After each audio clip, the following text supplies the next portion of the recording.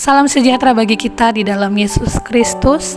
Hari ini perenungan kita terambil dari Yohanes 4 ayat 46 sampai 54. Saya memberi tema carilah Tuhan bukan mujizatnya. Bapak Ibu saudara-saudari yang terkasih dalam Yesus Kristus, pernahkah kita memiliki pengalaman di mana orang yang kita kasihi mengalami sakit yang parah? Tentunya segala usaha pasti kita akan usahakan agar orang yang kita kasihi tersebut mengalami kesembuhan secara total. Tidak peduli harus mengeluarkan uang yang banyak, asal sembuh. Tidak peduli sejauh dan sesusah apapun akan kita tempuh untuk sebuah kesembuhan. Dalam teks hari ini dikisahkan seorang pegawai istana yang anaknya sedang sakit. Anaknya tersebut mengalami sakit parah. Hal ini bisa kita lihat dalam ayat 47. Ketika ia mendengar bahwa Yesus telah datang dari Yudea ke Galilea, pergilah ia kepadanya lalu meminta supaya ia datang dan menyembuhkan anaknya, sebab anaknya itu hampir mati. Bapak Ibu saudara-saudari, pegawai istana tersebut tentunya sudah melakukan segala usaha agar anaknya tersebut sembuh. Alkitab kita mencatat suatu usaha yang dia lakukan adalah ketika ia mendengar bahwa Yesus telah datang dari Yudea ke Galilea. Pergilah ia kepadanya lalu meminta supaya ia datang dan menyembuhkan anaknya. Pegawai istana tersebut pertama sekali mendengar Yesus telah datang. Alkitab tidak menjelaskan apakah dia sudah mengenal Yesus dan perbuatan-perbuatan ajaib yang dia lakukan. Pegawai istana tersebut pergi menjumpai Yesus. Bapak Ibu saudara-saudari, ketika kita mendengar tentang Yesus, apa respon kita? Mungkin ada yang berpikir bahwa Yesus itu seorang pribadi yang jauh, sehingga kita tidak bisa menjumpainya atau menyapanya.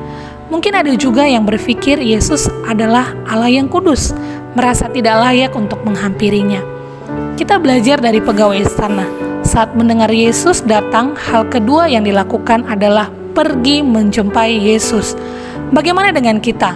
Kita sudah banyak mendengar kisah-kisah Yesus. Adakah niat bahkan komitmen kita untuk pergi menjumpai Yesus dengan beribadah dengan tulus padanya? Hal yang ketiga adalah meminta. Pegawai istana tersebut meminta kesembuhan anaknya. Saat ini apa yang menjadi permintaan kita pada Yesus? Supaya ia lakukan sesuatu atas kita. Dari tindakan yang dilakukan pegawai istana tersebut, Yesus tidak langsung memberi jawaban atas permintaannya. Jawaban Yesus adalah, jika kamu tidak melihat tanda dan mujizat, kamu tidak percaya. Berdasarkan jawaban tersebut, Yesus ingin tahu apa motivasi pegawai istana itu darinya. Namun, pegawai istana tetap memohon agar Yesus datang sebelum anaknya mati. Yesus menjawab, pergilah, anakmu hidup. Pegawai istana tersebut percaya akan perkataan Yesus, lalu ia pergi. Di sini kita melihat iman seorang ayah akan kesembuhan anaknya, sekalipun ia belum melihat kesembuhan itu. Lalu apa yang terjadi atas anaknya yang sakit tersebut? Dalam ayat 51 ditulis, ketika masih di tengah jalan, hamba-hambanya datang kepadanya dengan kabar bahwa anaknya hidup. Sesuatu terjadi sesuai dengan iman pegawai tersebut. Kesembuhan terjadi tepat pada waktu Yesus berkata, anakmu hidup. Demikian juga Yesus menyatakan mujizatnya atas kita, tepat pada waktunya, bukan waktu kita, karena waktu Tuhan adalah yang terbaik, tidak pernah terlalu cepat dan tidak pernah terlambat. Dampak dari kesembuhan tersebut adalah pegawai istana dan seluruh keluarganya percaya pada Yesus. Dari kisah ini kita belajar, mari carilah Tuhan selama ia berkenan ditemui. Berserulah kepadanya selama ia dekat. Yesaya 55 ayat 6. Carilah Tuhan sumber mujizat itu, bukan mujizat-mujizat yang dia lakukan. Karena mujizat adalah perkara yang Tuhan lakukan untuk menyatakan kuasanya yang besar. Akan ada masanya Mesias-Mesias palsu dan nabi-nabi palsu akan muncul, dan mereka akan mengadakan tanda-tanda yang dahsyat dan mujizat-mujizat, sehingga sekiranya mungkin mereka menyesatkan orang-orang pilihan.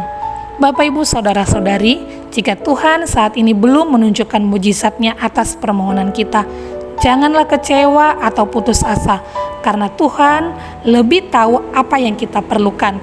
Tuhan lebih tahu kapan Dia menyatakan mujizatnya atas kita. Percayalah bahwa bagi Tuhan tidak ada yang mustahil. Tuhan adalah jaminan bagi kita. Dia adalah juru selamat kita. Jika kita mengalami mujizatnya, itu artinya kita harus menyaksikannya bagi orang lain, sehingga banyak orang yang datang mencari dan percaya sungguh-sungguh padanya. Yohanes 20 ayat 29b berbunyi, sebab berbahagialah orang yang tidak melihat namun percaya. Amin. Tuhan Yesus memberkati.